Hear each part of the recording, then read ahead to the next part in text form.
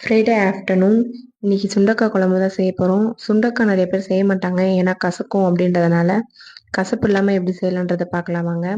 சுண்டக்காய் காம்பு எடுத்துட்டு உரல்ல போட்டு நல்லா தட்டி எடுத்துக்கலாம்.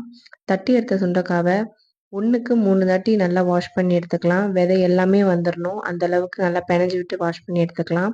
க்ளீன் பண்ணி ஒரு ஓரமாக வச்சுட்டு கடாயில் எண்ணெய் ஊற்றி கடுகு வெந்தயம் பொரிஞ்சிட்ட பிறகு சின்ன வெங்காயம் எடுத்திருக்கேன், பூண்டு ஒரு கைப்பிடி போட்டு நல்லா வதக்கிட்ட பிறகு தக்காளி, கருவேப்பிலை, பச்சை மிளகா போட்டு நல்லா வதக்கிட்டு உப்பு 1 ஸ்பூன் போட்டிருக்கேன், வீட்டில் அரைக்கிற மிளகாத்தூள் 2 ஸ்பூன் போட்டிருக்கேன். அதோட பச்சை ஸ்மெல் போயிட்ட பிறகு நம்ம சொரக்காய் க்ளீன் பண்ணதை சேர்த்துக்கலாம். அதையும் போட்டு நல்லா வதக்கிட்ட பிறகு லெமன் சைஸில் ஒரு புளி எடுத்து நல்லா கரைச்சி குழம்புல சேர்த்துக்கிறேன்.